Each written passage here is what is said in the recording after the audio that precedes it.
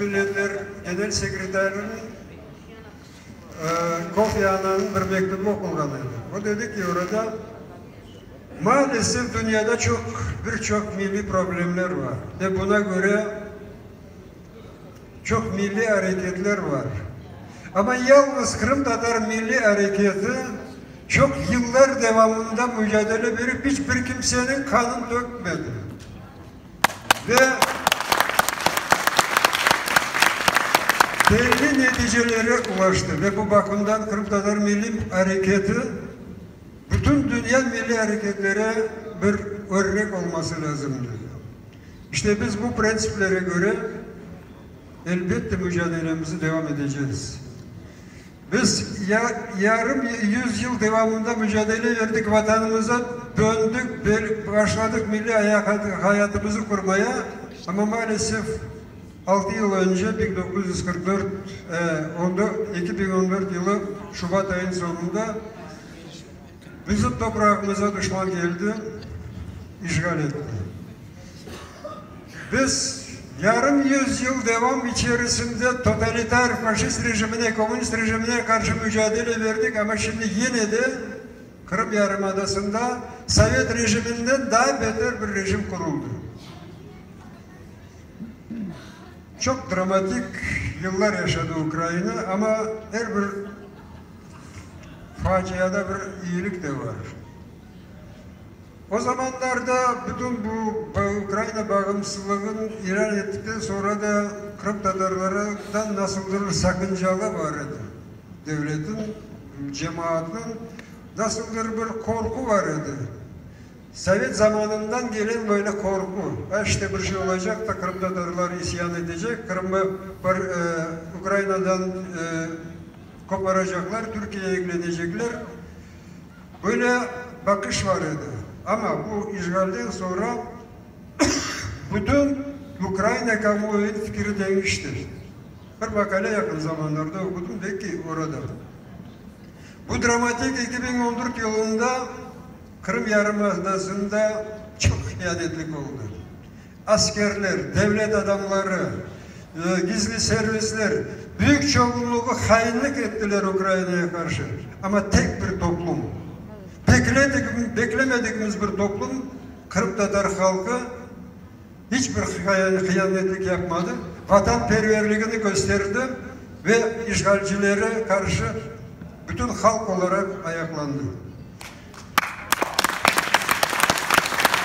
Ve şimdi demek istediğim ki elbette bu işgal inşallah çok sürmeyecek. Biz yine de vatanımıza döneceğiz.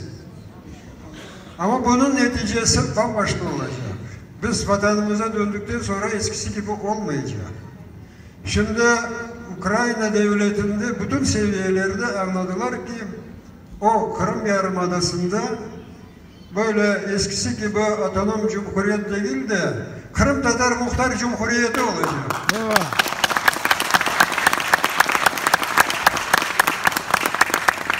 Ama biz elbette beklentilerimiz ilk önce Allah'tan bekleyimiz, destek bekleyimiz. Ama büyük Allah değil ki siz gayret ediniz de elinizden geleni yapınız da ben de o zaman size yardımcı olurum. Biz yalnız ağzımızı açıp da Allah bize verir deyip oturacak olsak hiç zaman biz emellerimize ulaşmamayız.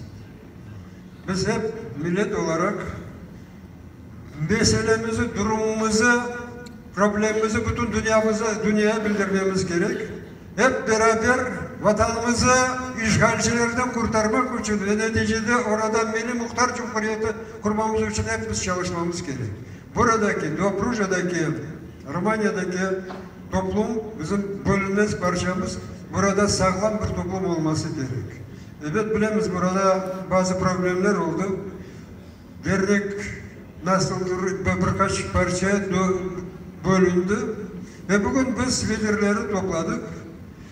Adım adım biz bu derneği sağlamlaştırmak için, güçlü bir dernek olması için yeniden sizin Romanya parlamentoda milletvekiliniz olması için ve belki de Romanya'dan Avrupa Parlamentosu'nda da milletvekilimiz olması için elimizden gelen desteği vereceğiz.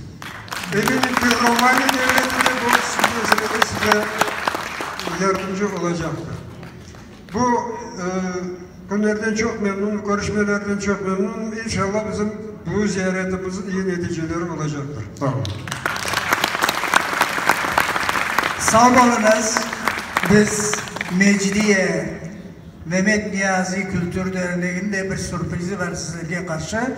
Senelik biz Mehmet Niyazi ödülünü veririz.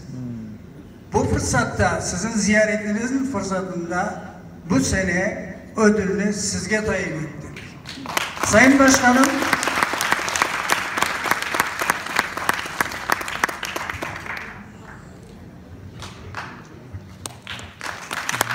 Mehmet Niyazi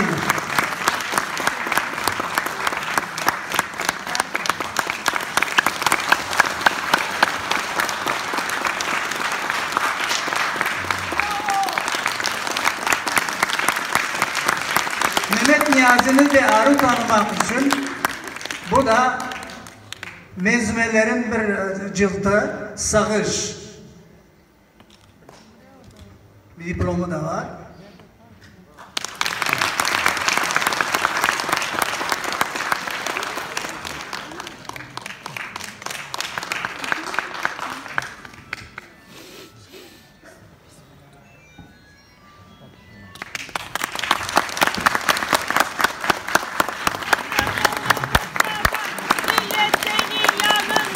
Kırımoğlu Mustafa, millet senin yanında.